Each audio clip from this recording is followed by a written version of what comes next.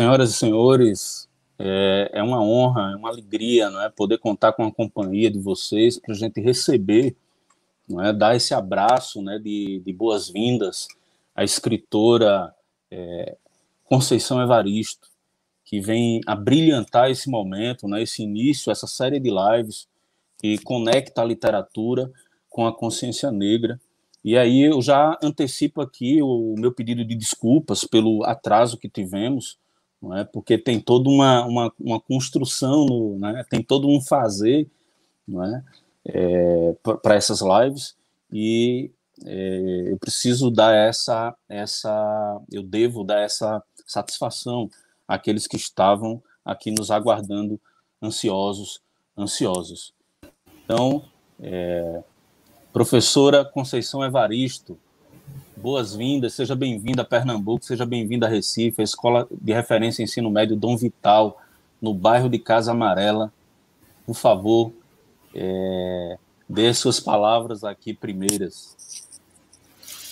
Boa tarde a todo o público que nos assiste. Para mim é um prazer muito grande estar em Recife, mesmo que seja dessa forma virtual. Aliás, eu tive 2 ou 3 passagens assim muito rápidas por Recife. Conheço um grande poeta daí, que vocês com certeza conhecem, que é o Lepê. Sim. O Lepê. Inclusive professor da nossa rede pública estadual de ensino. Isso. A escritora Inaudete Pinheiro também, vocês devem conhecer. Então, é um prazer estar com vocês, mesmo que seja dessa forma, mas pode ser que hoje a gente celebre dessa forma e amanhã a gente tenha a oportunidade de estar ao vivo. Que bom, professora Conceição, vou chamá-la assim de professora. A gente tem a ideia, não é? E uma ideia baseada muito no empirismo de que essas telas, de que essas tecnologias, elas tornam a relação, não é? As relações muito frias, não é? No entanto, olha aqui, né, onde estamos. Né, estamos exatamente lançando mão desses dispositivos para poder, não é, se comunicar, conversar. E o Conversa com Escritor, Conversa com Escritora, é exatamente, né, uma ação que surgiu, que emergiu nesse período pandêmico, nesse período de isolamento social. Foi uma maneira que encontramos, de algum modo, trazermos aí os estudantes para conversar, para perguntar, para fazer essa aproximação, né, entre autores, autoras e os nossos estudantes da escola pública. A gente está na 23ª edição, não é? Hoje é o dia 6 de novembro. Essa é uma edição de uma série especial sobre a consciência negra. A gente vai receber na próxima semana o Rogério Manjato, escritor moçambicano. Na semana seguinte vai ser uma escritora pernambucana, a Odailta Alves. E a quarta edição a gente está confirmando o nome ainda para informar para vocês. Então, estudando, pesquisando sobre sua biografia, sobre sua história, é muito bonito esse percurso. E eu queria que a senhora falasse um pouco sobre isso e sobre essa sua relação com a escola pública. Certo. A minha relação com a escola pública, ela começa de criança, na medida que eu fui aluna de escola pública, né? Fiz o meu jardim de infância, o meu primário, o meu ginásio, o meu curso normal, a faculdade de letras, a graduação, só o mestrado que eu fiz numa escola particular, que foi a PUC, e o doutorado também vou para uma escola pública. E tive uma sorte, porque eu fiz uma boa escola pública, né? Eu sou de uma época em que era muito difícil conseguir matrícula em escola pública, porque, na verdade, era uma escola também que atingia a classe média e a classe média alta, então era muito difícil para as classes populares conseguirem matricular na escola pública, pelo menos uma boa escola pública, que na época já havia realmente uma atenção diferenciada.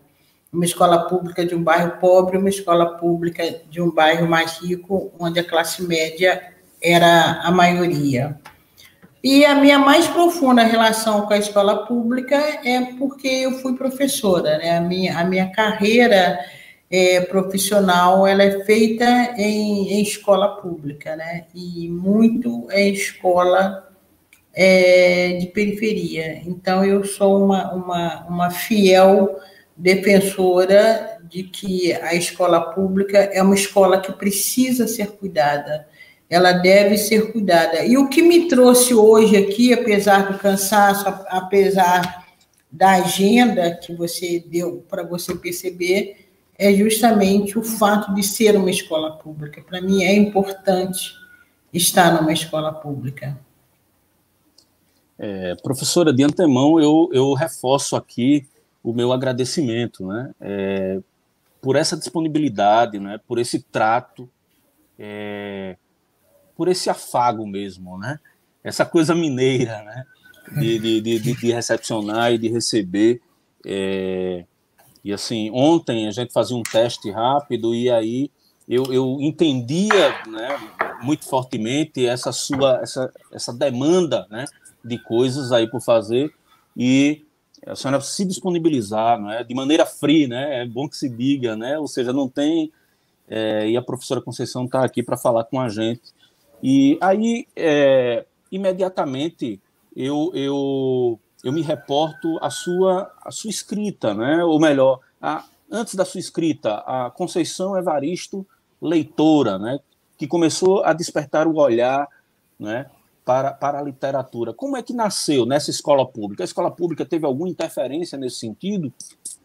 Sim, a escola pública teve uma interferência muito grande. Primeiro que é na escola pública que eu vou ter um encontro maior com livros, né? Na minha casa, livros, não é que livros não chegassem, mas chegava de uma forma mais escassa. Ter um livro em casa dependia, às vezes, de livro que se pudesse achar no meio da rua, de livros que se sobrava da casa de patroas. Não podíamos fazer um investimento, por exemplo, na compra de livros. Inclusive, os próprios livros didáticos, ou a gente ganhava da escola, porque éramos da Caixa Escolar, ou então porque uma das autoras que era muito conhecida em Belo Horizonte, Dona Lúcia Casasanta, que tinha um livro, A Mais Belas Histórias, que era da primeira à quarta série, ela era vizinha, minha família também tinha uma relação com elas, na medida que a gente ia lá ou ganhar alguma coisa, eu mesma fazia limpeza na casa dessa senhora, então a gente ganhava os livros. Mas o espaço maior de contato era a escola pública, era a biblioteca da escola pública. Então, para mim, foi muito importante ter essas oportunidades e eu tive bons professores no sentido de incentivar a leitura. Então, tinha concursos de leitura, eu adorava participar dos concursos de leitura. Ou eu me oferecia para ler, ou era sorteio. Então, eu sempre cruzava os dedos para eu ser sorteada. E, então, essas leituras eram feitas no pátio da escola, todas as turmas enfileiradas, em absoluto silêncio, e um aluno que era sorteado ou que se apresentasse como desejoso de ler, ia lá na frente. Era concurso, quem lia sem gaguejar, quem lia com a entonação certa, e eu sempre participava, e sempre ganhava também. Quando eu participava, eu ganhava justamente porque eu treinava a leitura, né? Eu treinava realmente 2, 3, 4 vezes, lia alto, e automaticamente também a escrita, né? A escrita, as redações que se faziam na escola em Minas, a gente chama composição. Então, tinha muitas composições, né? Toda semana você tinha de fazer uma composição. Que era um texto que o aluno era obrigado, a aluna era obrigada a criar. Era dever de casa, né? Em Minas a gente chama para casa, né? Muitas vezes o para casa era você fazer uma redação. Esse comentário, né, essa descrição que você traz para a gente, me remete a refletir sobre uma coisa que na escola, não é condição sine qua non, que é o currículo, né, que é, em paralelo aí, a disciplina. Não é? Então, como se comunicar e estabelecer essa comunicação inteligente, né, e, ao mesmo tempo, prazerosa para o leitor, com esses paralelos, vamos dizer assim, com essas imposições, entre aspas, porque parece que, no seu caso, teve um reflexo importante, né? No meu caso, teve uma consequência positiva, muito grande. Talvez porque as ofertas, né, para a minha família, de outras possibilidades, inclusive possibilidade de lazer, era muito escasso. Então, a leitura, né, acabava sendo um lazer também. Eu me lembro que a minha juventude eu lia muito também, porque não tinha dinheiro ao cinema. Teatro era uma coisa também muito, muito distante da nossa possibilidade.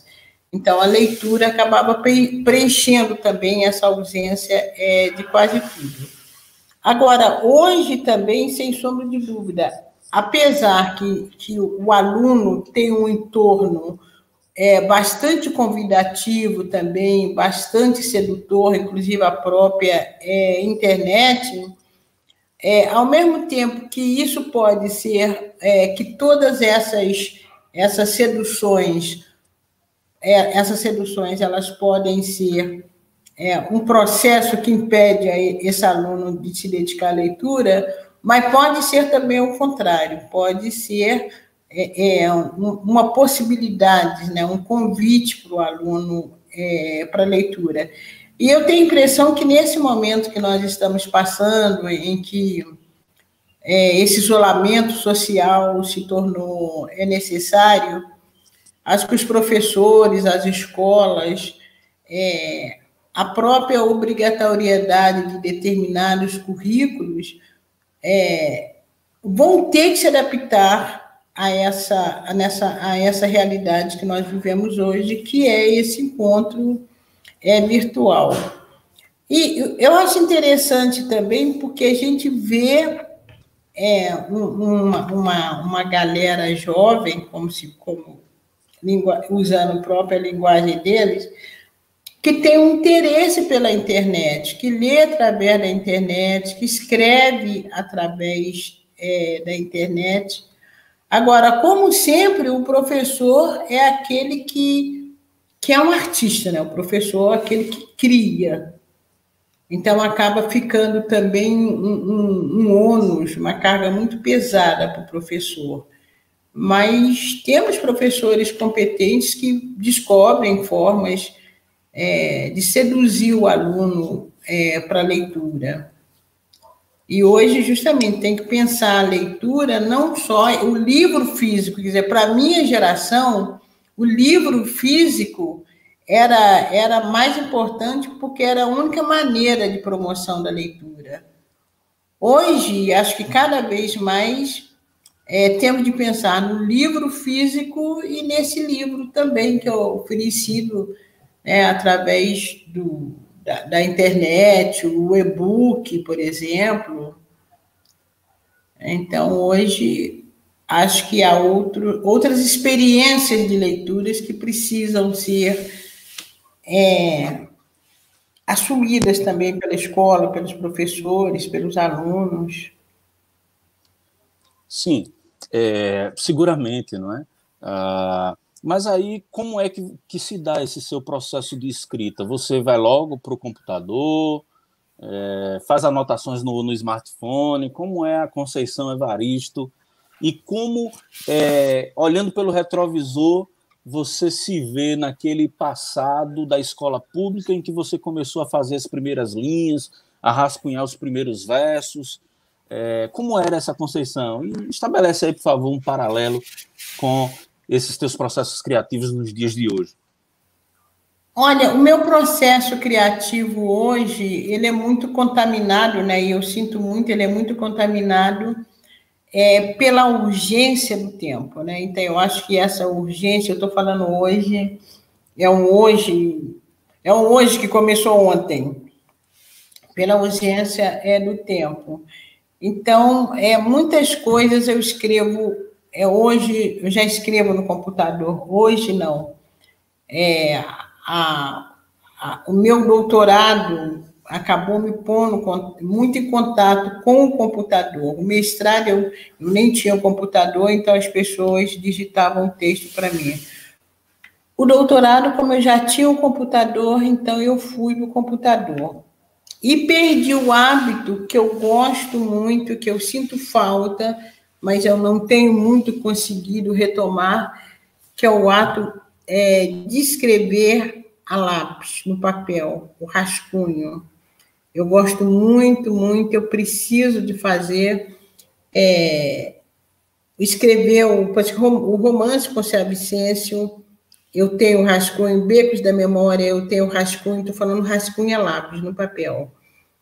Vários textos eu tenho ainda no papel. Eu sinto essa necessidade de escrever no papel, de escrever a lápis, porque eu acho, se a gente escreve, né, quantas coisas eu fiz um rascunho ou tem uma primeira versão, e quando eu já mando para a publicação, eu mesma já modifiquei. Então, este processo de escrever no papel é muito bom. Agora, no celular, eu nunca escrevo. Eu acho a tela do celular muito pequena. Já no computador, às vezes, fazendo uma outra coisa, vem uma ideia, eu escrevo, eu já tenho uma pastinha, futuros textos, qualquer coisa assim, ou eu escrevi um texto e não gostei, mas eu deixo ele ali guardadinho para reaproveitar um dia, mas eu gosto mesmo do rascunho, do papel, do lápis. Bacana. Para quem não sabe ou não está sabendo, mas aí a gente vai ter mais à frente, a professora falou no livro aí, e aí a gente vai ter um sorteio no final, não é? No fim dessa live. Então, eu vou, para quem quiser participar desse sorteio, o link está na descrição, só clicar lá e fazer o preenchimento muito rápido e muito simples, né? Através da Simpla, ok? E, bom, é isso aí. Becos da Memória e Ponciá Vicêncio serão os livros sorteados. 2 livros que a gente vai sortear aqui. E agradecemos demais a professora Conceição, não é, por isso. Bem, eu queria entender ainda um pouco mais como era essa Conceição Evaristo que escrevia lá no início, lá na escola, nos bancos escolares. Como é que se foi despertado esse desejo? A gente tem meninos e meninas na escola pública que faz os seus rascunhos, faz os seus diários, faz os seus poemas, e aí colocam lá na gaveta, tal, outros publicam, tem as redes sociais aí, o Instagram, o Facebook, e eu queria entender um pouquinho, e inclusive para trazer essa memória, né, essa tua memória para esses meninos e essas meninas. Bom, eu sempre escrevi, né? Acho que desde que eu na escola pública, que eu te falo, as redações, né? Eu gostava muito das redações, muito. E eram redações que me permitiam ficcionalizar muito, né? Eu me lembro que às vezes tinham várias redações, por exemplo, terminava as férias. No outro ano, quando você chegava na escola, uma das primeiras redações que a escola pedia, que os professores pediam, eram tipos assim, onde passei as minhas férias, ou então, a fazenda de meu tio, ou um passeio no circo, qualquer coisa assim. E essas redações eu acabava inventando muito, criando muito, né? Eu acho que ali eu até colocava o meu desejo, né? A fazenda do meu tio. E que tio meu que tinha fazenda? Nenhum. Então, esse processo, né? Meu presente de Natal, minha festa de aniversário, eram esses títulos assim, pomposos. Então, mas não me causava nenhum incômodo, pelo contrário, era prazeroso inventar essa fazenda de meu tio, essas fricções em torno daquilo que eu não tinha. E se num dado momento isso foi tinha um tom de brincadeira, na adolescência, escrever e ler foi o que me ajudou a suportar o mundo. Na adolescência, quando eu já tenho essa capacidade de medir a nossa pobreza, a capacidade de ver como, por exemplo, minha família trabalhava, as experiências da minha mãe, da minha família, a minha experiência também na relação de trabalhos com as pessoas ricas, nas casas das madames, a dureza do tratamento. Então, isso me causava uma angústia, uma série de interrogações, e que eu ia para a escrita. A escrita era um lugar de eu desaguar toda essas dúvidas.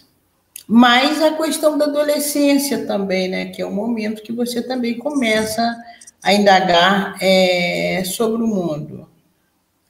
Então, a escrita, para mim, eu tive um diário na adolescência também. É interessante que eu comecei a escrever esse diário, porque na medida que eu vou falando sobre isso também, eu vou lembrando. Eu me lembro que eu li o diário de Anne Frank e eu fiquei muito impactada com o diário de Anne Frank. Muito impactada. E foi um momento assim que parece que todo mundo estava lendo o diário de Anne Frank, né? A minha adolescência, no momento que as pessoas estão lendo muito o diário de Anne Frank, quando eu fico um pouquinho maior, ainda nesse período da adolescência, vem a leitura de Pequeno Príncipe. Era uma moda, né? Ler Pequeno Príncipe. E eu li o diário de Anne Frank e eu fiquei muito impactada. Eu tinha meus 13 ou 14 anos. E eu também comecei a escrever um diário nessa época, depois esse diário se perdeu por vários motivos. Então, a escrita, nesse momento, para mim, ela teve justamente esse papel de me ajudar a suportar o mundo. As perguntas que eu fazia, elas iam justamente para esse texto, né? Era nesse texto, nessa escrita, que eu perguntava e que eu achava também que eu poderia obter uma resposta.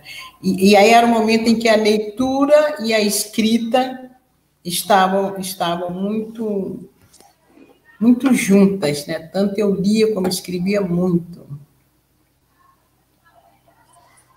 Ok.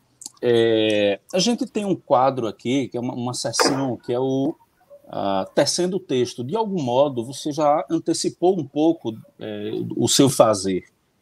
Mas aí queríamos, em um tempinho aí, explorar um pouco mais sobre essa tessitura, não é?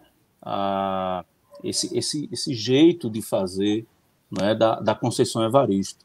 Não é? Inclusive sobre essa relação, tanto dessa tessitura, não é? Desse fazer, mas também com os temas, não é? que você traz para a sua literatura e que, por isso mesmo, não só pelo valor estético, valor literário, você acaba também sendo esse ícone, né? Essa referência na literatura, né? para muita gente. Então, eu queria que você explorasse um pouco sobre isso.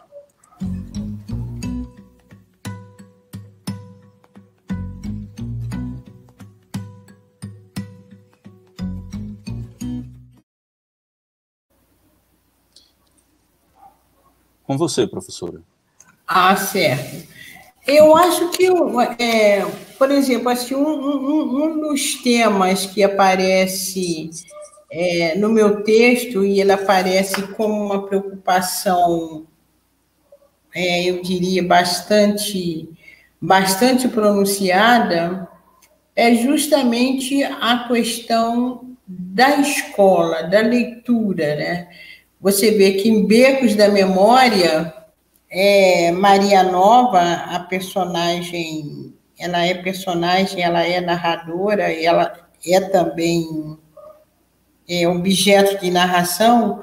A Maria Nova, ela tem um apego à leitura, à escola, a ouvir a contação de história da comunidade dela e comparar com a história que é contada na escola. E Maria Nova, num dado momento, ela vai dizer, ela gosta de aprender, ela não gosta da escola, mas ela gosta de aprender. Por que ela não gosta da escola? Porque é uma outra realidade que ela encontra na escola. E um dia Maria Nova descobre que a maneira que ela tem, não, que a história do povo dela era uma história que precisava ser escrita. Eu acho que essa personagem, ela aponta para um futuro, para um desejo de ser escritora. E Posse Vicêncio também a questão da escrita, a questão da alfabetização, da leitura, aparece também com muita veemência, né? Quando Posse Vicêncio consegue ultrapassar esse estágio da leitura que o pai dela não tinha conseguido. O pai dela só sabia juntar as letras e parou ali, né? E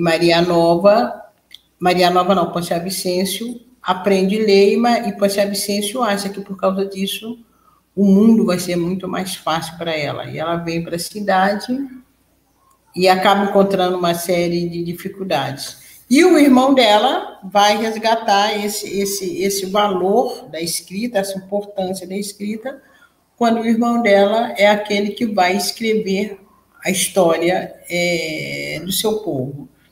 Então, eu acho que essas preocupações vitais, que para mim eu considero importante, que é a aquisição da escrita, a aquisição da leitura. Eu acho que as classes populares elas têm que pensar nessa aquisição como direito.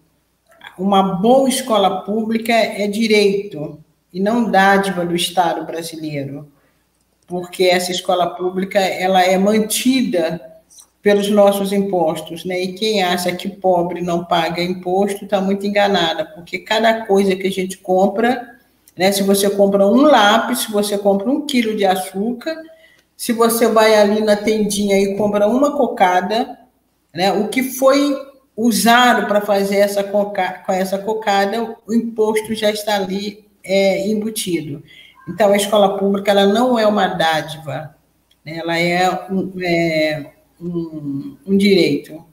Então, acho que as classes populares elas têm que se imbuir desse desejo da leitura, da escrita, de uma boa escola pública, de poder acessar os livros, ou comprando esses livros, ou tendo uma boa biblioteca na escola, ou recebendo esses livros de alguma forma. E hoje, né, como a gente estava dizendo, hoje o acesso da leitura também é muito pela internet.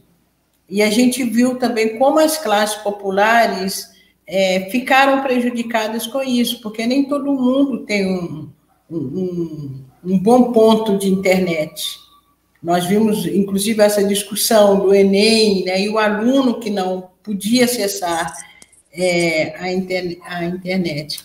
Então, tudo que hoje for servir de caminho para a leitura, eu acho que as classes populares, né, elas têm que se imbuir desse desejo e ver esse desejo como direito. E, de certa forma, também isso vai aparecer na minha escrita, né? Tem outro conto que está em Olhos d'Água, que é do Zuquerença, que é uma menina também, que ela percebe que a maneira que ela vai ter para ajudar também o povo dela é justamente adquirindo esses conhecimentos que a escola deve oferecer. Ok, professora, a senhora falou aí dessa... A gente percebe, né, na sua literatura, mas também na sua fala, né, no seu verbo, essa questão da reclamação permanente, não é? Por melhores condições, especialmente para aqueles mais vulneráveis, os desamparados. Então, queria que a senhora falasse um pouco dessa sua escrita conectada com a sua vivência. Certo, essa escrita conectada com a minha vivência não precisa ser necessariamente a minha vivência pessoal, eu, Conceição Evaristo, eu, sujeito da escrita, mas muito também e profundamente marcada por um sujeito coletivo, né? por uma pertença histórica, por uma pertença social, por uma pertença de gênero. Então, eu falo que tudo que eu escrevo está profundamente marcado pela minha condição de mulher negra na sociedade brasileira. Então, a minha escrita ela vai trazer essas experiências que uma mulher negra tem no cotidiano. Se não é no cotidiano dela, mas, de certa forma, é do cotidiano do entorno, é do cotidiano das mulheres que palmilharam, né? O meu caminho, dessas mulheres que prepararam o meu caminho. Então, essa escrita, ela parte ela tem um lugar social muito... A nascença dessa escrita tem um lugar social muito marcado, né? Tanto pelo sujeito autoral, que no caso sou eu, como também pelas experiências das personagens.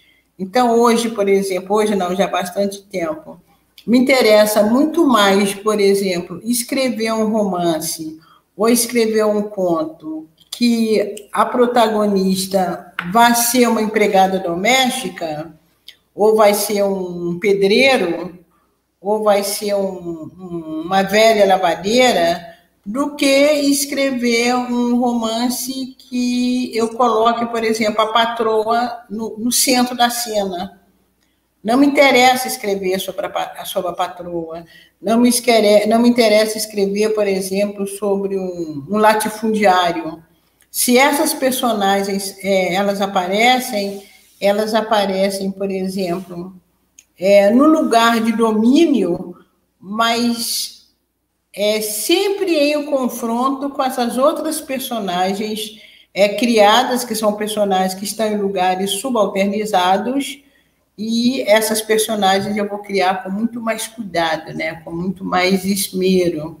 Me interessa a angústia de uma empregada doméstica e não me interessa, por exemplo, a escrever sobre a angústia de, sei lá, de um dono de uma grande empresa.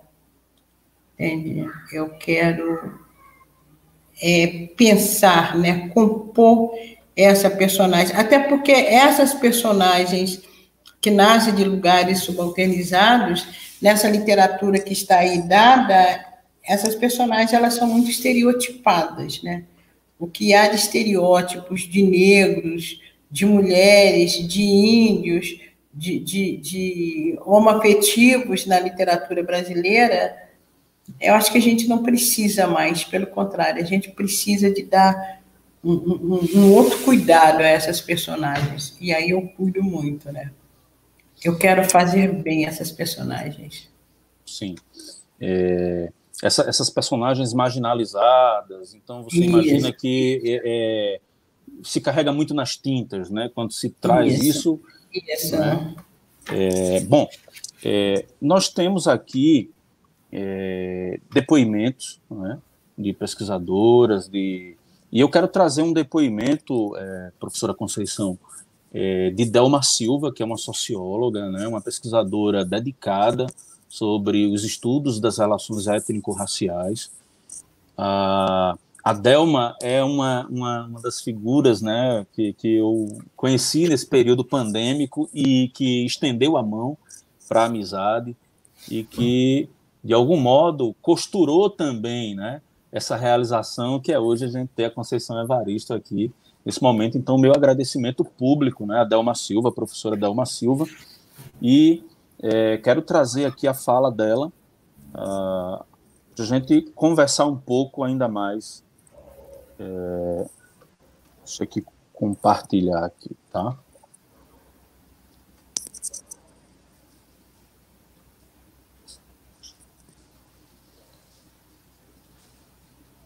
Isso aqui.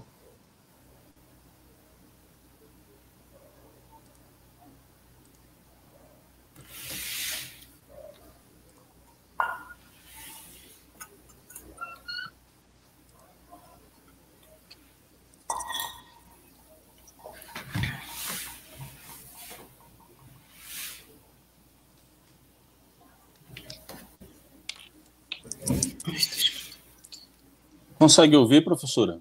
Não estou escutando o que a Não, Delma né? está falando. Então, deixa eu ver aqui.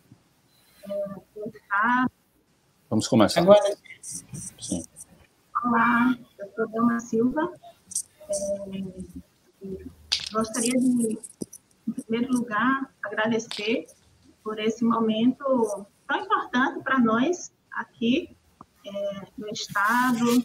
Agradecer a todas as pessoas que estão conosco nesse diálogo com Conceição Evaristo hoje, nesse mês da consciência negra, a abertura desse mês, que é uma referência ao legado de Zumbi dos Palmares, referência histórica de luta por liberdade, por expressão, por autonomia, e há mais de 300 anos que nós fazemos essa referência, né? Essa conquista que nós tivemos. Então, eu gostaria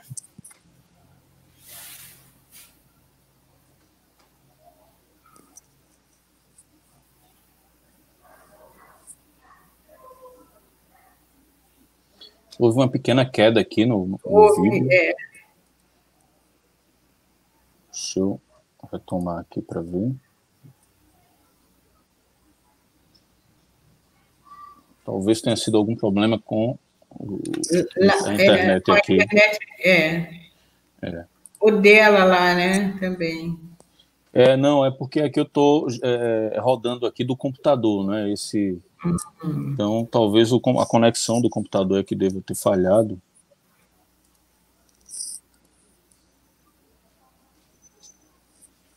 Não entendi aqui.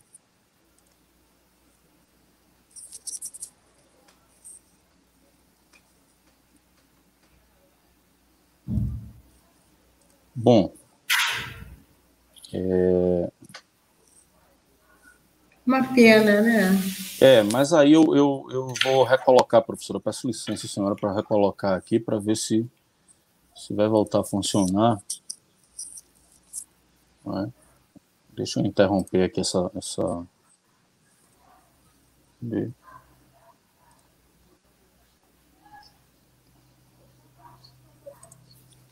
Ok. Bom, enquanto se restabelece aqui, eu vou colocar aqui para a internet, né, essa coisa Isso. da conectividade e tal, então a gente precisa muito se acostumar, né, porque sempre nos prega peças. Mas veja, Eu queria falar uma vez que a senhora fez uma referência à patroa, à empregada. A gente teve até um episódio muito triste e recente aqui em Recife, não é? De um descaso, que eu queria retomar também, se possível, ouvir o que a senhora tem a dizer a respeito, né? Disso que é o cotidiano, né? Infelizmente, foi uma coisa que veio à tona e as pessoas tomaram conhecimento, mas é o cotidiano dessas figuras marginais, vamos dizer assim, marginalizadas nesses espaços. E em que medida esses temas, não como um modismo, mas como um grito, pode servir à literatura e para que esse grito ele tenha mais eco? Olha, eu diria, quando esse grito é dado a partir de dentro, eu acho que o eco ele é maior. Então, eu tomo até como uma... eu acho que o escritor contemporâneo, a escritora contemporânea, e que vem de determinados estratos sociais, ela não pode fazer ou escrever, tomar a literatura só como entretenimento, né? Eu acho que a literatura ela acaba também tendo, querendo ou não, né, os críticos literários que me desculpem, mas querendo ou não, a literatura, se ela não nasce com uma função, se naquele momento que o escritor decide escrever sobre determinados temas, se ele não pautou uma função, mas acaba tendo uma função quando esse texto ele é lido, né? Ele acaba, acho que o próprio leitor, ao ser convocado ou não por esse texto, ou as formas como ele foi convocado, a literatura ela não chega imune ao leitor, né? O leitor não recebe passivamente esse texto. Ora, se ele não recebe passivamente esse texto, se ele se sente convocado por esse texto, um texto que, por exemplo, fale de uma morte de uma criança e fale dessa morte como denúncia, esse texto acaba tendo uma função social, né? Esse texto, quando ele aponta a morte de uma criança e se ele causa um incômodo, se ele causa um certo remorso, ele cumpre uma função social, sim. Mais do que uma notícia dada friamente. O texto, eu acho, da maneira como ele é escrito também, ele vai causar esse incômodo. Então, a literatura, eu acho que ela tem ela acaba tendo uma função, ela cumpre um papel também ético dentro de uma sociedade. Por exemplo, quando eu estou escrevendo um texto e que a personagem é uma personagem, por exemplo, que vive uma relação homoafetiva, eu vou ter todo o cuidado para não reproduzir estereótipos que a sociedade coloca nas pessoas que fogem, né, ou nas pessoas que vivenciam uma outra experiência que não é da chamada heteronormatividade. Então, eu acho que a literatura ela tem sim, né, essa função social. Pois não, desculpe.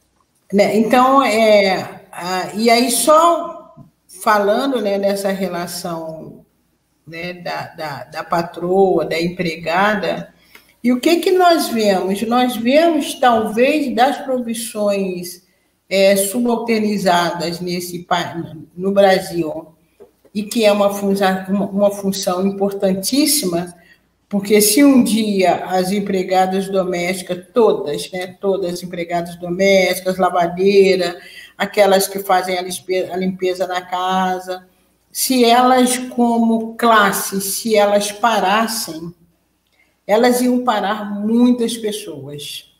Muitas pessoas, porque a patroa ia ficar toda descoordenada, quem ia fazer o almoço, o patrão também ia atrasar para chegar no escritório.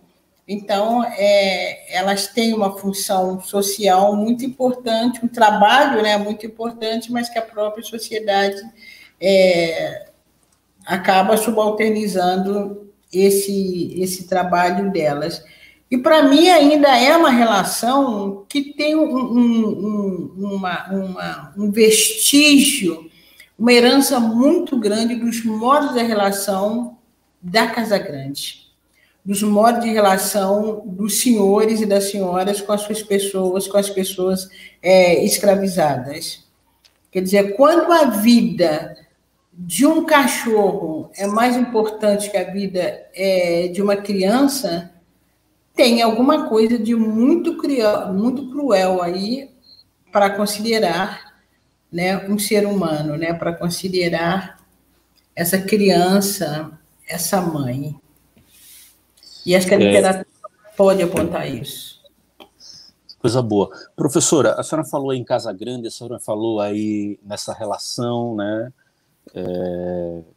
complexa, né, que a gente assiste, né, e agora cada vez mais acentuado, né, em um país tão desigual como o nosso.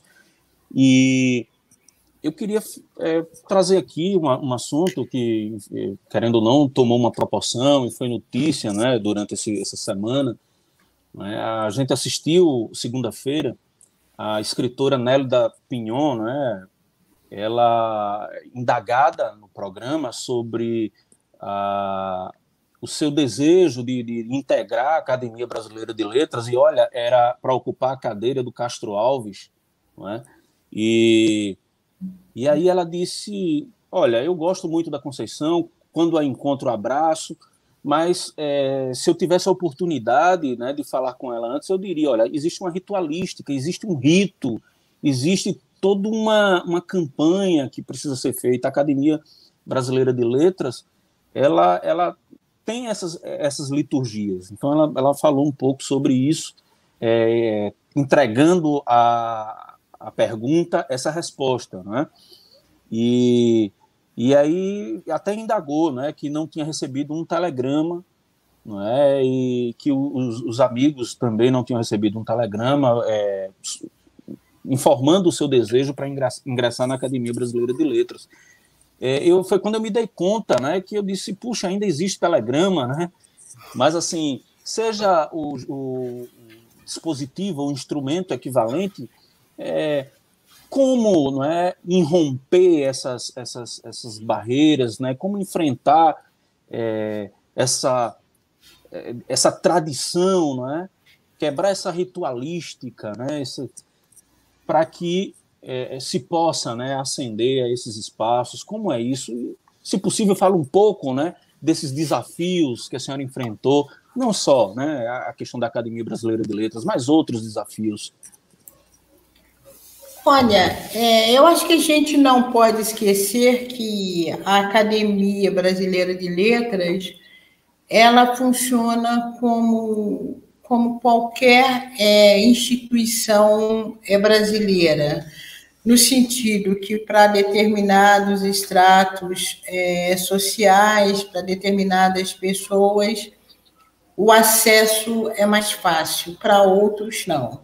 Ora, se a gente for pensar, por exemplo, em várias instituições brasileiras, você olha, por exemplo, a Marinha, e você vai ver no alto escalão da Marinha poucas pessoas negras, né? Aliás, a história da Marinha a gente vai ver, inclusive, pela própria revolta da Chibata, né? O João Cândido, né? O que acontecia também com os soldados, com os marinheiros, principalmente os marinheiros vindos de estratos sociais mais pobres.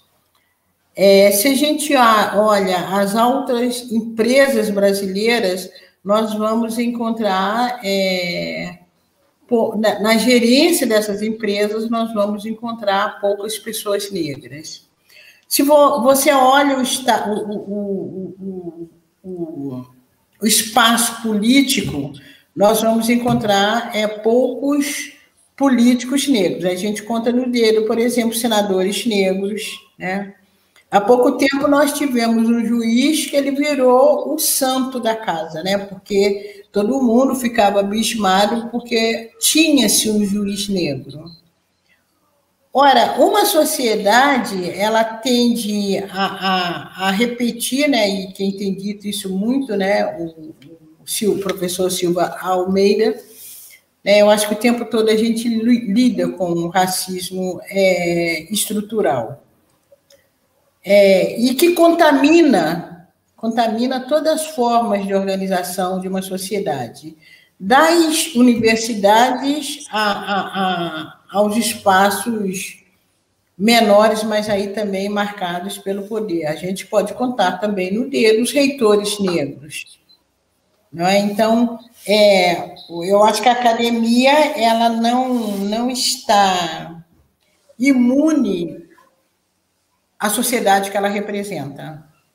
Então, o acesso para escritores negros, para escritores indígenas, vai ser muito mais difícil, né? Apesar da academia ter sido criado por um escritor negro. Eu realmente desconhecia essa ritualística. Para mim, a ritualística fundamental seria a obra. E seria o currículo desse escritor ou dessa escritora. Então, eu fiz a minha carta de candidatura, enviei a carta de candidatura e enviei a minha obra. Entende? Não fiz nem... Essa história do telegrama também eu desconhecia. Então, aos olhos da academia, eu não cumpri todo esse processo.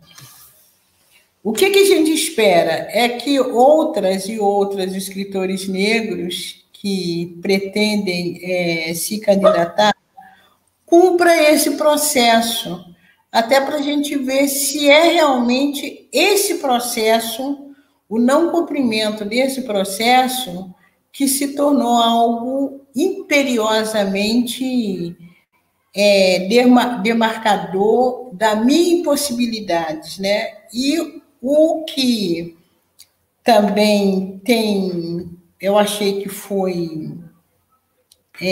interessante nessa campanha, porque ela teve um aspecto coletivo muito grande, né? Essa campanha, ela nasce do desejo de pesquisadores, de leitores, de escritores, de pensadores brancos e negros, isso que eu quero lembrar. Inclusive, a primeira pessoa a se manifestar a favor da minha candidatura, eu digo assim, publicamente, no próprio Instagram dele, ou no Face dele, foi o senador Eduardo Suplicy, que não é um homem negro.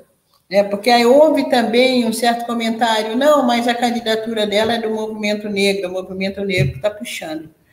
Não, realmente ela começa em Salvador por um grupo de intelectuais negras, até porque simbolicamente era muito interessante, né, o fato do patrono ser Castro Alves, mas eu acredito que a academia um dia, por algumas pessoas sensíveis, mais sensíveis que tem lá dentro, talvez essa sensibilidade possa levar a uma maior sinceridade para a Academia Brasileira de Letras se revisar e não perder o bonde da história. A literatura brasileira é um terreno fértil, né? Um terreno muito diverso, né? A partir da nossa própria composição nacional. Então, tem que ter uma representatividade maior na academia. E que, por um acaso, poderia ter sido eu, mas pode ser um outro escritor, uma outra escritora, que se afirme pela obra. Para mim, eu acho que a maior carta de apresentação é a obra, né? Eu acho que todo o resto poderia se tratar de arranjos, mas para mim o fundamental seria a obra. Ok, professora, bonito a sua elegância, né, no dizer, e ainda que de modo muito contundente, né, denunciando que há, de fato, um racismo estrutural, institucional, né, e que a gente precisa superar. Eu preciso testemunhar que a sua literatura, para além da literatura, né, que por si só já se bastava, mas ela também serve a essa finalidade social, né? E eu queria saber, antes de recolocar a fala de Delma, da professora Delma Silva, como é que a senhora está vendo essa situação nos Estados Unidos, né? O Biden acabou de ultrapassar o Donald Trump, e isso, querendo ou não, tem uma repercussão, né, geral, global, e especialmente nas questões que envolvem, não é, a desigualdade, o racismo, né, esse tratamento desigual. Como é que a senhora tem acompanhado? Eu tenho lido alguma coisa, né, e a gente, sem querer, faz determinadas comparações.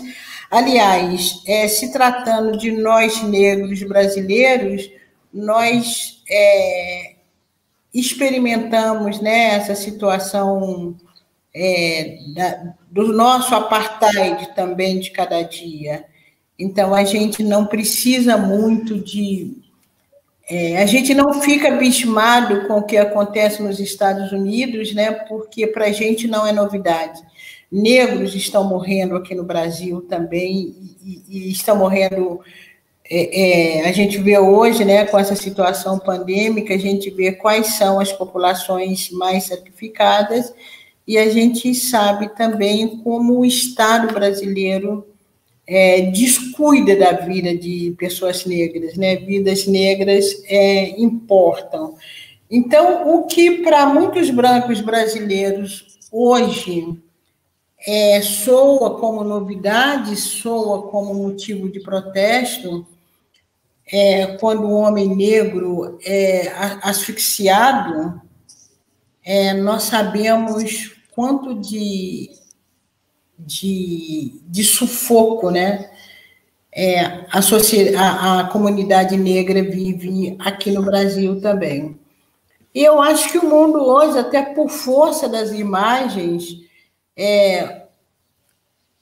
principalmente os povos subalternizados por A ou por B, ou povos que vivem processo de exclusão por A ou por B, de certa forma, esse posicionamento dessas comunidades sacrificadas, atormentadas, sonegadas em seus direitos, humilhadas nas suas condições humanas, cada vez que a gente se pronuncia, ou pelo voto, ou pelo discurso, ou pela marcha, ou pela arte, a gente faz com que o mundo perca a inocência, né?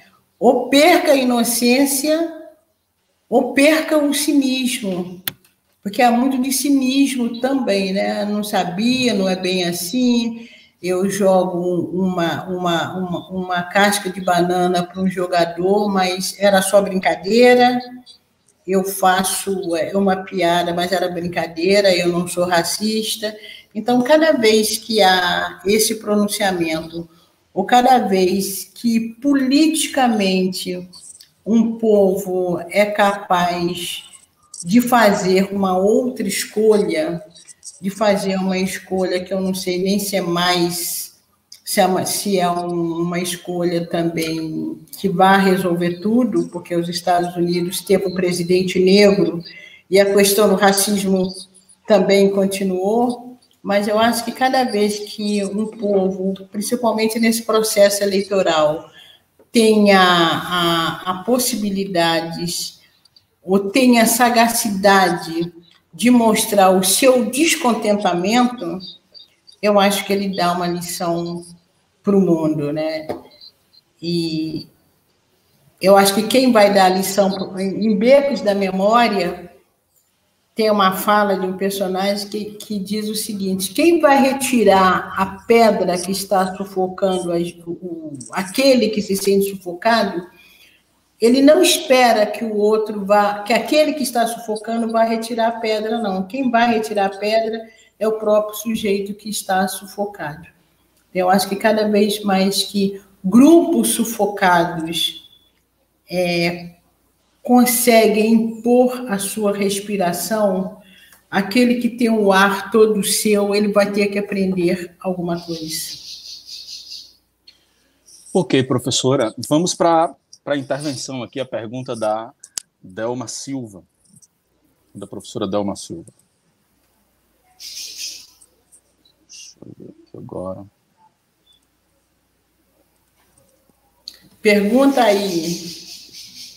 Olá, eu sou Delma Silva e gostaria de, na verdade, é o depoimento, agradecer por esse momento tão importante para nós aqui no Estado, né? Agradecer a todas as pessoas que estão conosco nesse diálogo com Conceição Evaristo hoje, nesse mês da consciência negra, abertura desse mês, que é uma referência ao legado de Zumbi dos Palmares, referência histórica de luta por liberdade, por expressão, por autonomia, e há mais de 300 anos que nós fazemos essa referência, né? Essa conquista que nós tivemos. Então, eu gostaria de falar um pouco sobre como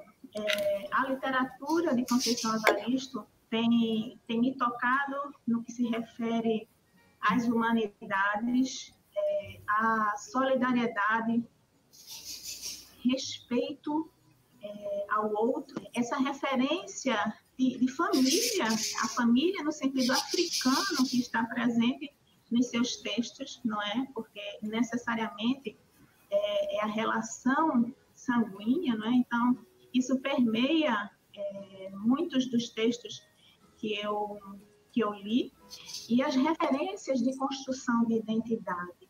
Por exemplo, em Poncia Vicêncio, isso é muito forte, o incômodo com esse nome que carregamos, que não foi um nome escolhido pela família, por nós próprios.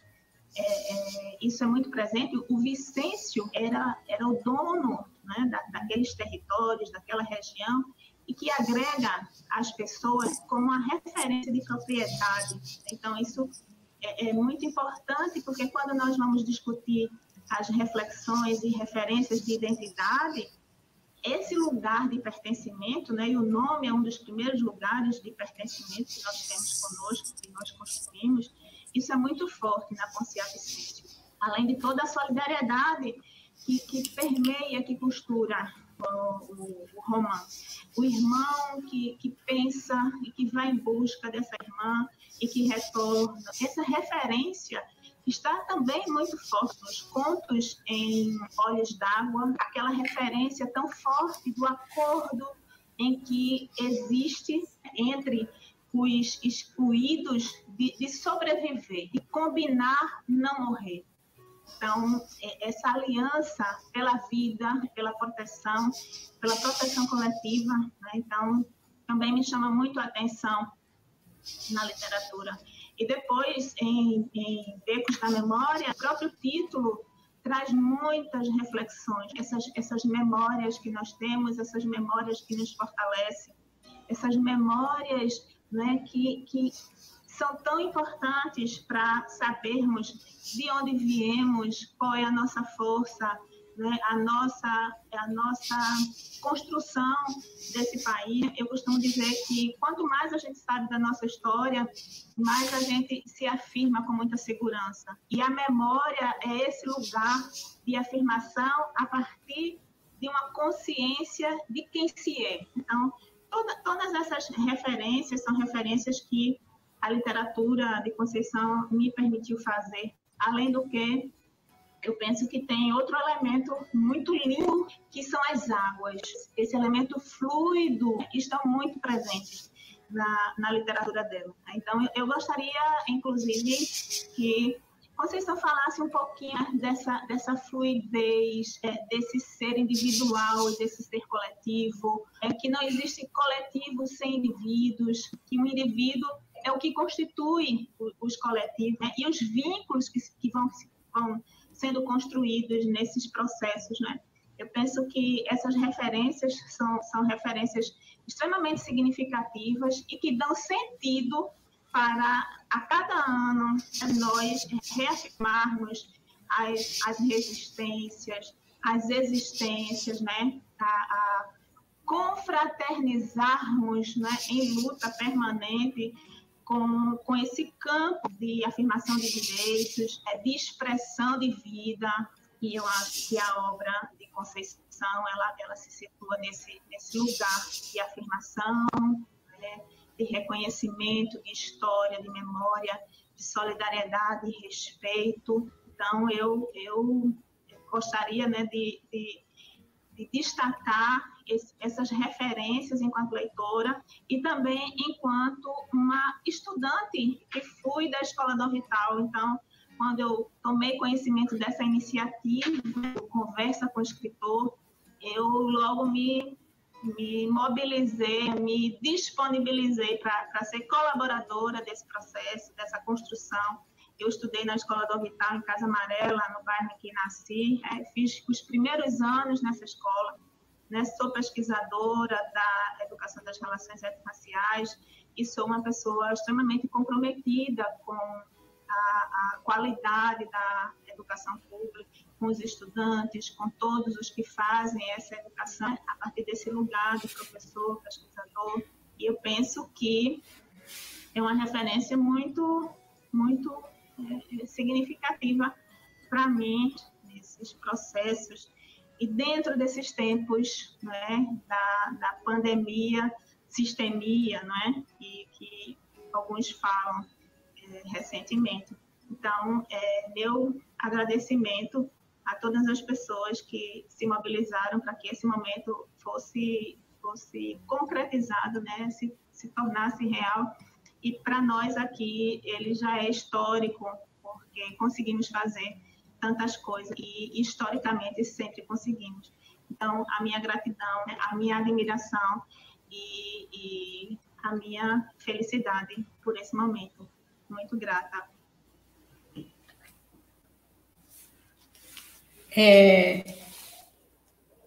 Não discutei.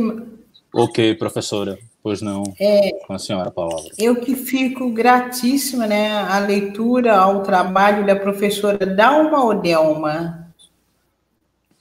Delma. Da professora Delma Silva. Eu que fico muito gratíssima ao trabalho da professora Delma Silva, e eu digo, o desejo de todo mundo que escreve, de quem publica, porque quem publica é porque quer ser lido, que a leitura caia realmente, que o texto caia na mão das outras pessoas, do leitor e da leitora, porque é a leitura que dá sentido, né? É a leitura que cada leitor, cada leitora também escreve o texto, né?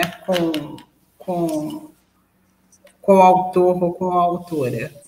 E um dos aspectos da fala da professora Delma que eu tenho afirmado muito, né, quando ela traz a questão, quando ela comenta sobre a memória no meu texto, né? E eu tenho dito o que nos funda como afro-brasileiro. Eu gosto muito dessa infinização, né, dessa maneira de nos colocar como brasileiros, porque afro-brasileiros, eu acho que é uma afirmativa que nos coloca como brasileiros, de uma herança, de uma ancestralidade africana. Então eu gosto de pensar nessa afro-brasilidade.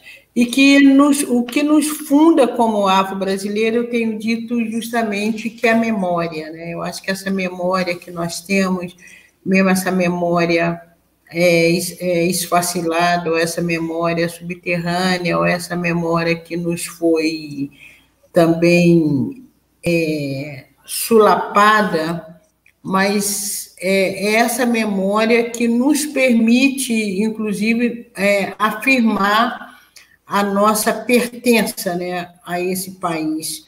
Quando a gente relembra a própria história da escravização e a luta dos africanos e seus descendentes já em solo brasileiro, quer dizer, quando você relembra a luta, né, a própria resistência de Zumbi, de Palmares, né, e outros quilombos, né, e a nossa própria luta cotidiana para nos afirmar nesse solo brasileiro. Então, a memória não nos deixa esquecer nem o passado remoto, nem o passado recente, né? A memória nos conta como chegamos às Américas, como chegamos ao Brasil. Essa memória, ela nos afirma, né, como cidadão de direitos, né? E aí eu vou pensar, né? Eu lembro muito de um poema de Agostinho Neto, né? O angolano, político, poeta, primeiro presidente de Angola, e tem um poema dele muito bonito que os versos finais são: as minhas mãos colocaram pedras no alicerce do mundo, mereço o meu pedaço de pão. Então, eu acho que a memória afro-brasileira ela está o tempo todo a relembrar que o povo africano e seus descendentes estão na base da construção dessa nação. Então, é preciso que a gente mantenha essa memória sempre viva, para pensar os nossos direitos como cidadão e cidadã brasileira. E o elemento água, né, que está muito presente no meu texto, a Delma a professora Delma fala sobre isso, e eu creio, né, há pouco tempo também eu até escrevi um texto para um museu aqui no Rio de Janeiro, me parece que foi para o Museu de Arte Contemporânea, esqueci agora, sei que é para o Mar, Museu de Arte Moderna do Rio de Janeiro, essa foi para o Mar que eu escrevi. E eu retomo justamente esse elemento água, né? Porque os povos diaspóricos, essa travessia, né? Essa água que nos marca, né? Que nos marca. E aí é muito interessante, por exemplo, quando a gente lê, ou quando a gente escuta, ou quando a gente vê a história das grandes navegações, que a gente poderia pensar também na história das grandes invasões, se a gente quisesse substituir o termo, o que o mar significou, por exemplo, o mar português não tem o mesmo significado das águas de Calunga, né? Se o mar para o português significou vitória, conquista, os povos deportados pensam o mar de outra forma. Aliás, tem um texto também muito bonito de Agostinho Neto, em prosa, sobre o mar. Então, essa água, né, essa água que está presente no destino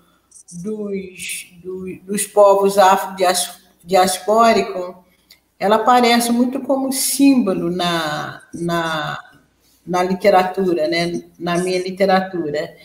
E tem uma outra água aí também que a gente pode pensar que é uma água que para a colonização poderia ser uma água benéfica, né? Mas para os povos diaspóricos não, que é a água batismal, né? Essa água batismal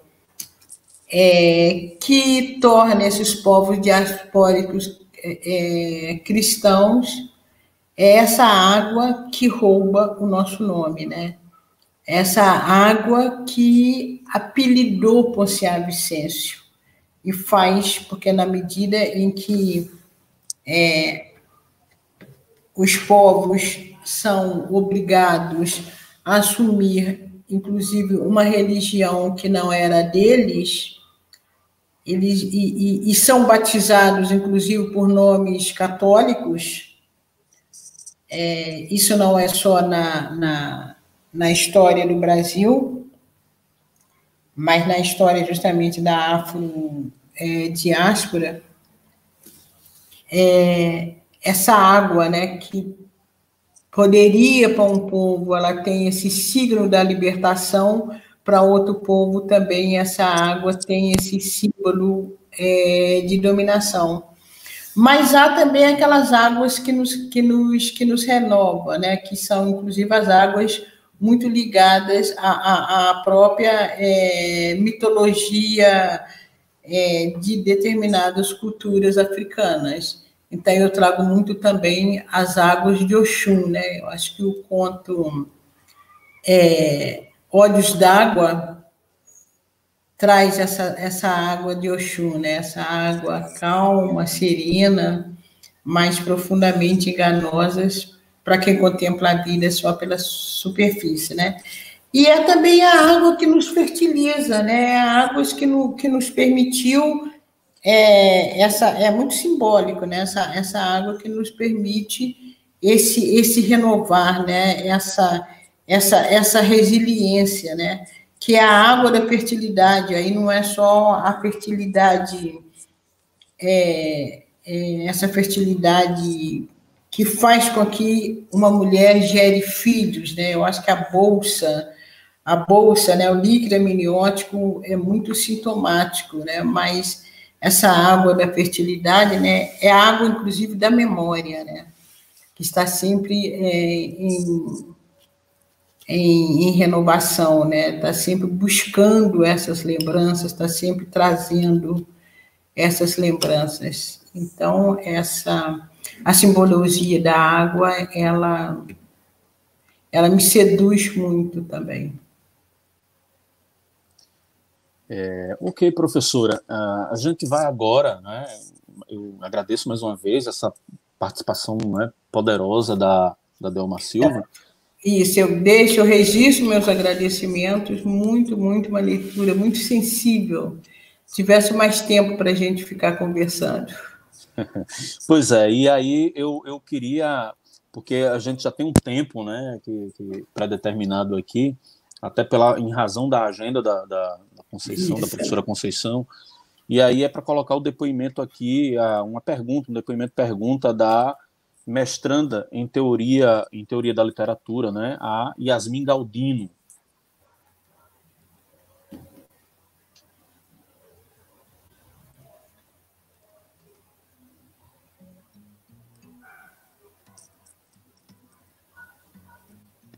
Olá, é uma honra estar aqui falando de e com Conceição Evaristo. Falar da obra de Conceição Evaristo, para mim, não escapa ao que eu penso da literatura, que ela é a ciência da possibilidade. A literatura faz a gente dobrar o tempo, rever o tempo, viajar no tempo, denunciar o tempo, mostrar novas possibilidades de tempo. E eu acho que a literatura de Conceição Evaristo não se furta a isso. Na verdade, ela se banha nisso. E ela é potente, principalmente no sentido que nos dá, enquanto povo negro, uma memória escrita, coisa que nos foi negada na literatura brasileira largamente, e os movimentos decoloniais, né, contemporâneos buscam reverter. E Conceição Evaristo faz isso de uma forma maravilhosa. A gente se vê ali naquela literatura. Então, esse movimento tão íntimo e tão sentimental como me faz, como sujeito histórico e individual, ler Os Olhos d'Água e me sentir interpelada, porque ali me vejo e vejo minha avó de repente.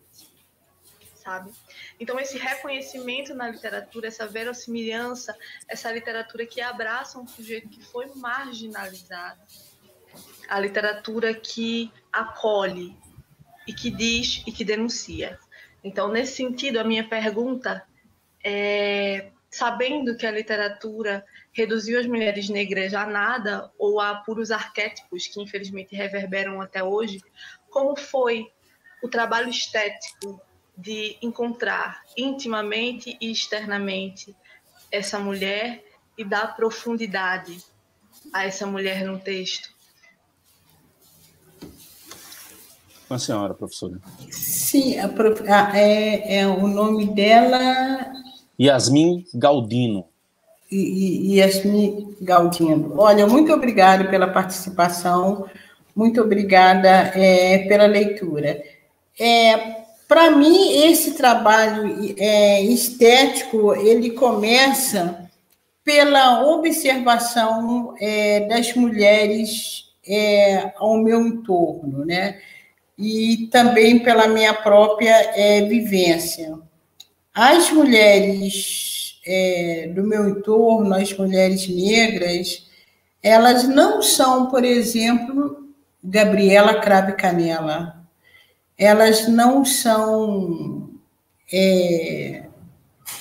Bertoleza, elas não são Rita Baiana, elas não são aquelas mulheres que estão lá no Meninos de Engenho, né? São outras mulheres. E observando essas mulheres, sabendo da vida dessas mulheres, vivendo como e com essas mulheres, assuntando, né,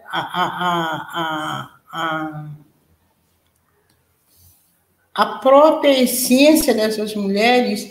Eu tenho um outro material ficcional. O meu ponto de observação, ele parte de um outro lugar. Então, isso me permite também a criar, a desejar mulheres mais próximas daquilo que a minha experiência como mulher negra me permite, né? Há um texto que eu digo, como eu escutei história de mulheres, né? Talvez por isso tantas mulheres no meu texto.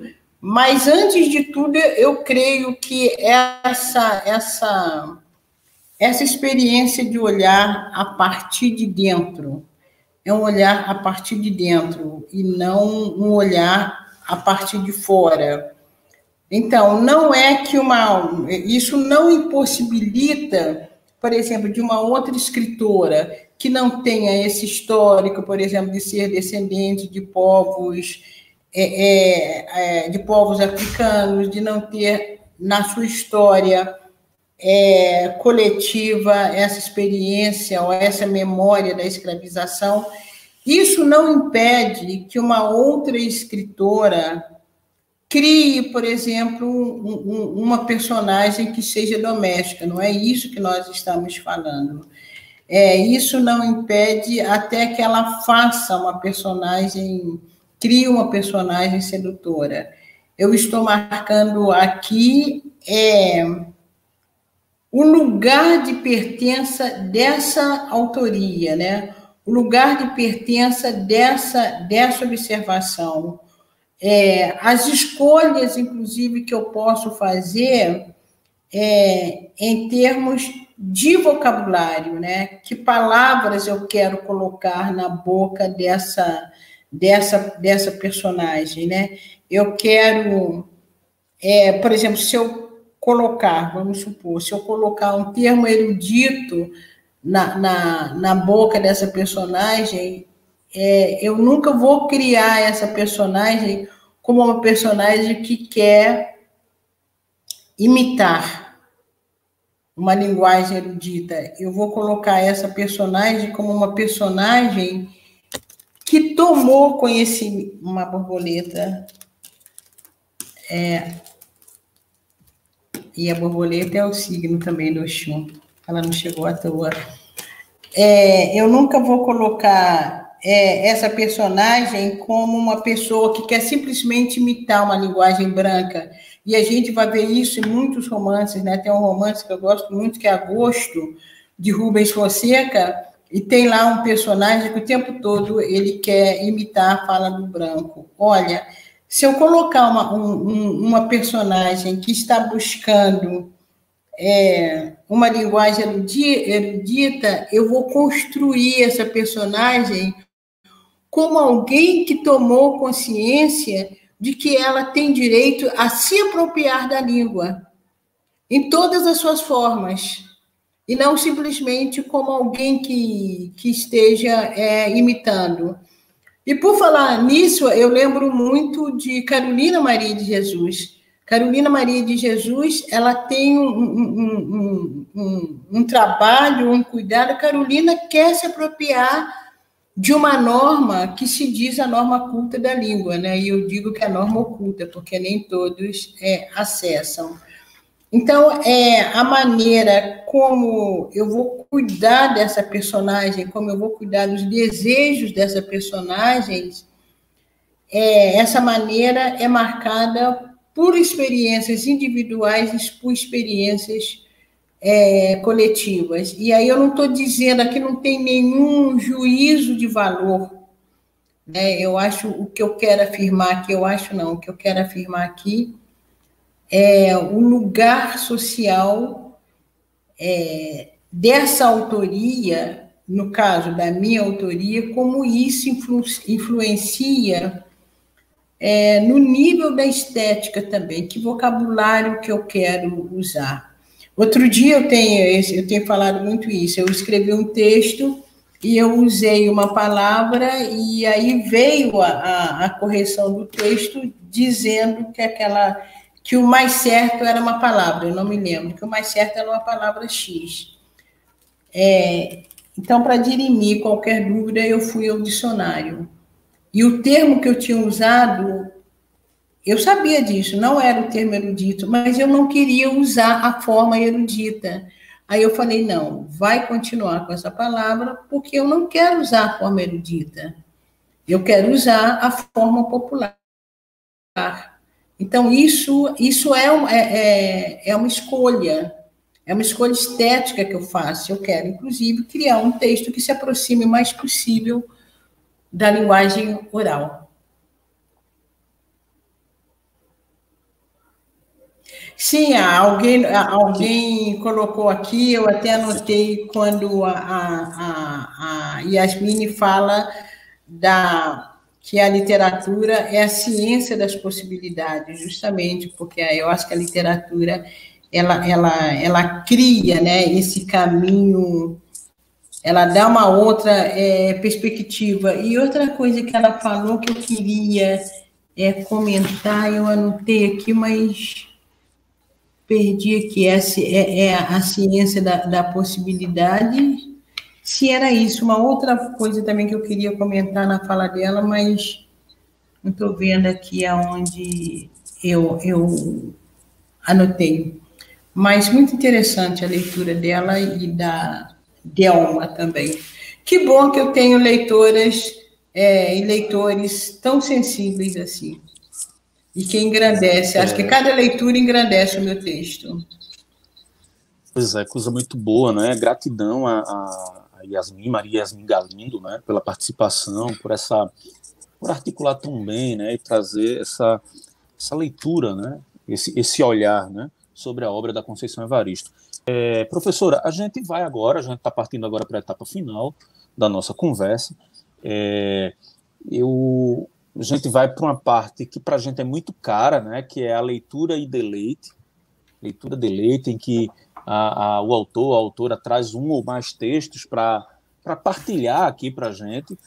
Mas antes disso, eu queria fazer um pequeno passeio aqui pelo chat, porque tem algumas intervenções, algumas participações aqui muito ricas, não é? De gente que veio aqui para te assistir, que veio aqui para... Eu estou misturando aqui os pronomes, às vezes é tia, às vezes é senhora, tal... nessa informalidade, né? Mas olha, nós temos aqui o Paulo Roberto, né, que colocou muito carinho por você, querida Conceição Evaristo. Então, nós temos algumas, eu não vou poder colocar todo mundo aqui. O Sidney Rocha, né, que marcou presença aqui também, agora me fugiu aqui a presença dele aqui, mas tem deixa eu ver mais. A Ana Flávia Figueiredo disse aqui, queria ouvir um pouquinho da Conceição Evaristo, se for possível, como foi sua experiência na escola, mestrado e doutorado, sobre a escrita. Acho que a Conceição, de algum modo, ela já passeou, né, por essa, porque eu também estou recuperando falas anteriores aí, e ela disse, sabemos que há uma violência muito forte em nossas instituições de ensino sobre uma escrita distanciada, padronizada, e que nos tira a nossa subjetividade e possibilidades de escrevivências. Puxa, professora, eu sei que o tempo está exíguo aí, mas se a senhora puder dar uma pinceladazinha sobre essa intervenção da Ana Flávia Figueiredo. Bom, mas fica à vontade. Eu sei que eu sei que o tempo está bem ingrato aí, e que começamos, né, por minha responsabilidade, né, a professora entrou 15 minutos antes aqui na sala, então estávamos editando aqui o material. Pois não, professora? Olha, o que eu vou dizer é o seguinte, eu não vou falar agora sobre escrevivência, porque é um longo assunto, mas eu vou deixar um presente para vocês. Me parece que ainda está aberta a inscrição para participar do seminário Escrevivências que está sendo produzido pelo Itaú Social. E vai ser distribuído tanto livro físico, para quem não sei agora como é que está ainda a questão do endereço, mas quem se inscrever ao seminário vai ter a oportunidade de acessar um livro teórico sobre a escrevivência, e um livro também que foi construído no coletivo, com vários pesquisadores. E, inclusive, um depoimento meu que eu tento fazer é a genealogia do termo escrevivência. Então, participem desse seminário, a Ludmila está aí me escutando, ela pode mandar a data, me parece que é 11, 12, agora de novembro? 11, 12, agora 11 e 12 de novembro, professora. Isso, então se inscrevam. Pode entrar no site Itaú, né? Isso, entre no site Itaú, que eu deixo esse presente, né? Aliás, o Itaú Social deixa esse presente para vocês. Eu acho que quem está trabalhando, inclusive teoricamente, quem está trabalhando teoricamente, vai ter um bom material de pesquisa e um bom material para apresentar para professores e um bom material também para discutir até que ponto uma pesquisa acadêmica ela pode ser considerada como totalmente imune ou totalmente objetiva, né? Até que ponto o sujeito da pesquisa ele não é contaminado pela própria pesquisa. Ok. Eu acho que a gente esgotou esse tempinho do chat, infelizmente a gente poderia aprofundar mais, mas eu queria agora partir para a leitura e deleite, professora. Tá certo? Certo. Vamos lá?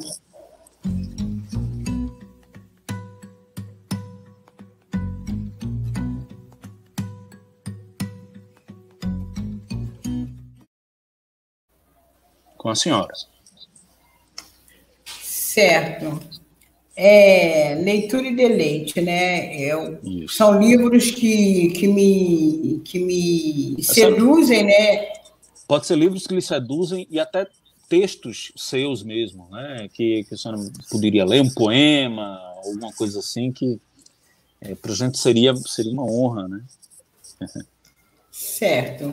Então, bom, leituras que me seduziram e que eu acho que o público poderia ler, eu tenho uma série, né? Mas, por exemplo, um livro que me seduziu intensamente, que eu fiquei tempos com o livro engasgado, e que é de uma beleza muito grande que, para mim, já só esse livro justificava o prêmio para Toni Morrison, o prêmio Nobel de Literatura, que é Os Olhos Azuis, os olhos mais azuis, Os Olhos Azuis de Toni Morrison. Eu recomendaria, eu acho que é um livro que precisa de ser lido.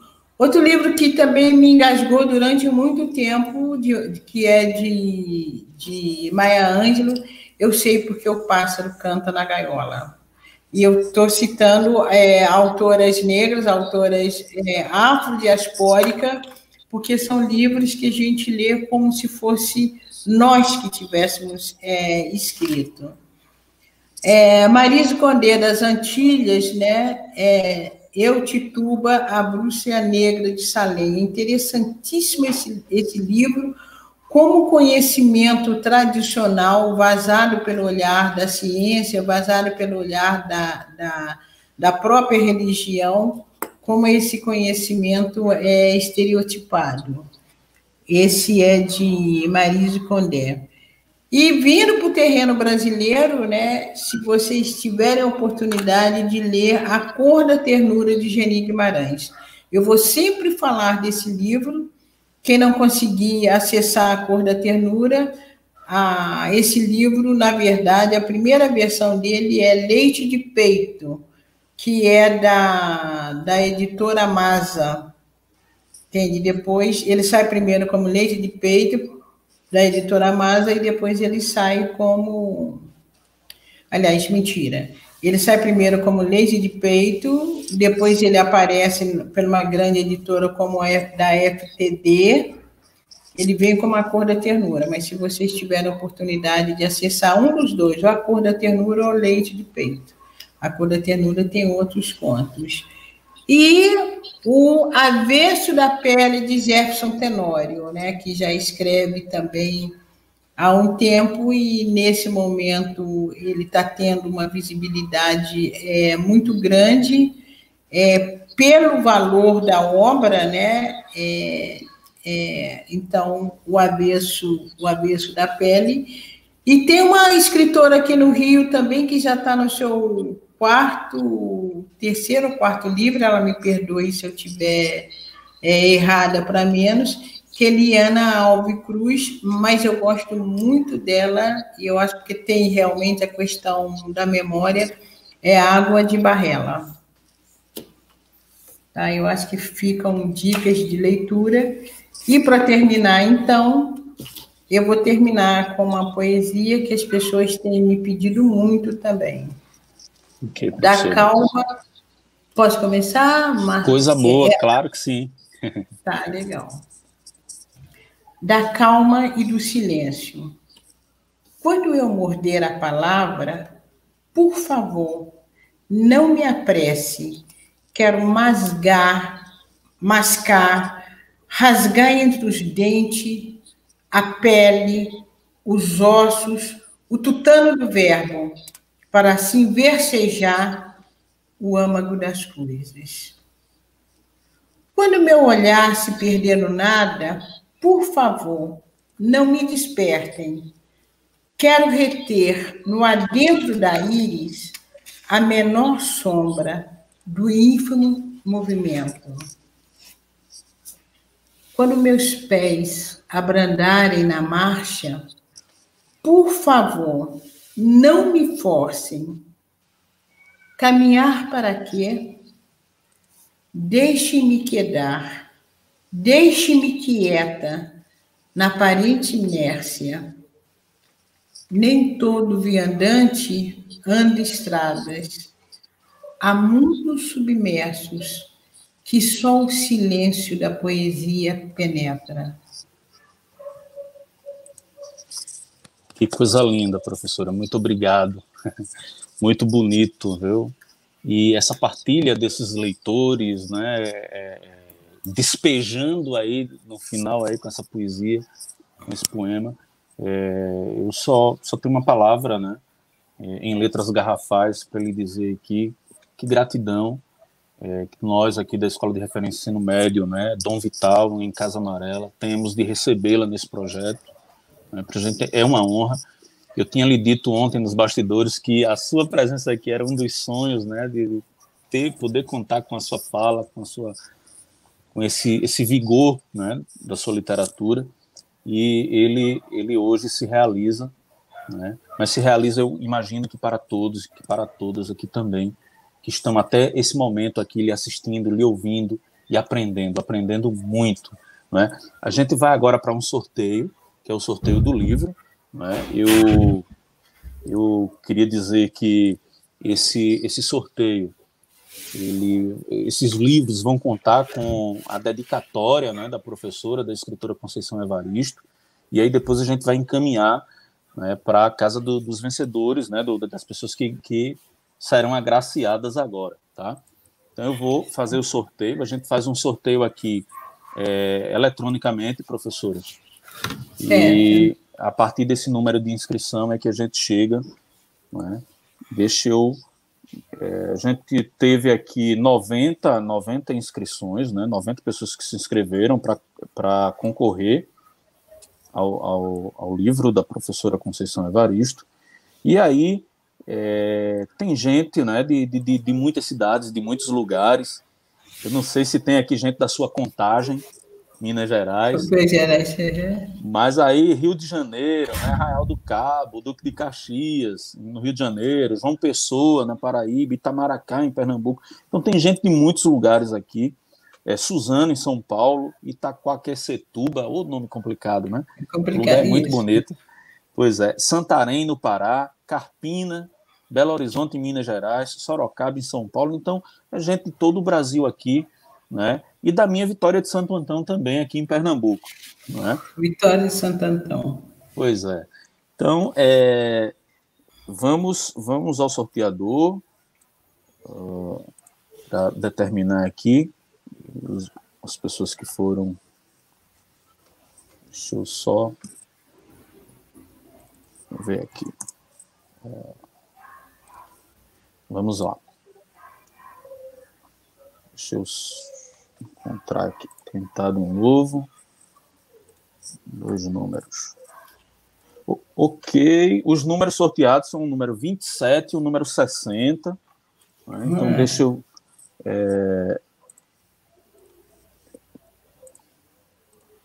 27, 60. O número 27, quem ganhou foi a Vanessa Silva. A Vanessa Silva, ela é de Carpina, em Pernambuco. Então, parabéns, Vanessa Silva. Você vai levar o livro, né, autografado, dedicado pela professora, pela escritora Conceição Evaristo, Becos da Memória. Tá? E a inscrição de número 60. Vamos lá. Deixa eu identificar aqui. Ana Paula da Silva Costa. Ana Paula da Silva Costa é de Duque de Caxias, no Rio de Janeiro. Rio de Janeiro. Tá? Pois é. Então, é isso. A Ana Paula vai levar o livro Ponciá Vicente. Ok?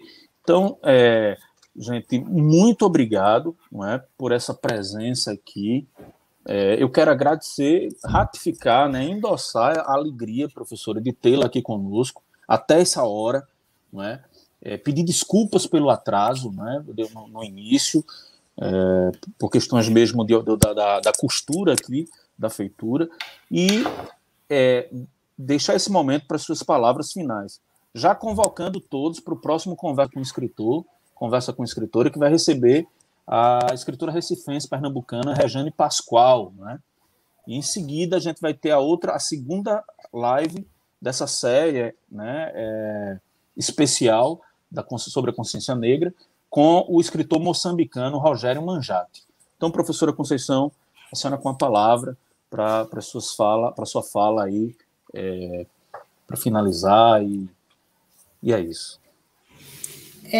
Eu, mais uma vez, eu quero agradecer a recepção, o acolhimento, o diálogo que nós tivemos, e dizer que o livro, por si só, ele é uma matéria morta, né? Porque se você coloca o livro numa estante e nunca mais pega, esse livro corre o risco de mofar e corre o risco de de traça, de tudo. O livro, ele só toma significado quando ele é lido, né? Então, a importância da leitura, quem lê acaba também sendo um coautor do livro, né?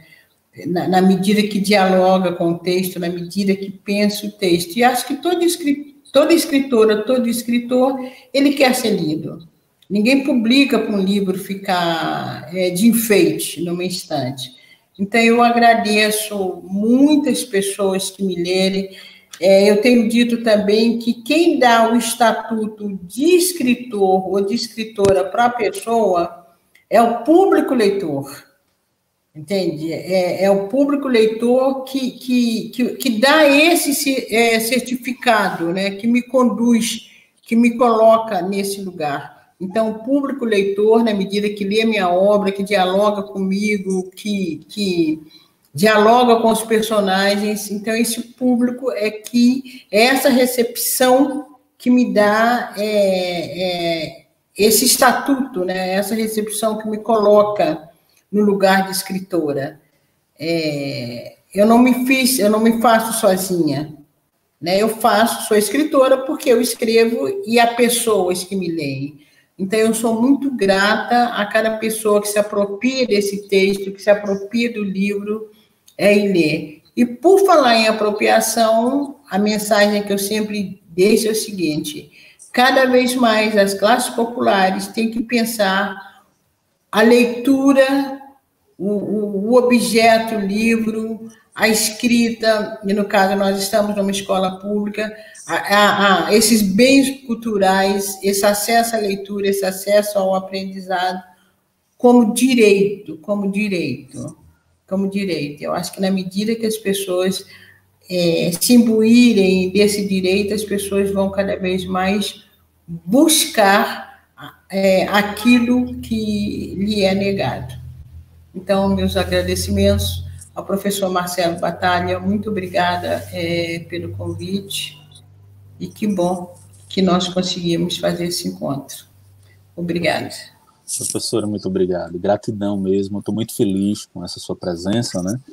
E é isso, a gente se encontra na próxima segunda, não é? A partir das 17 horas, com a escritora Rejane Pascoal. Tenha uma boa noite, professora. E obrigada. Gratidão, obrigado também a Ludmila Liz, que né, fez toda essa costura também, junto com a Delma, né, e junto com outras parceiras, outros parceiros, e é isso. Um abraço. Outro.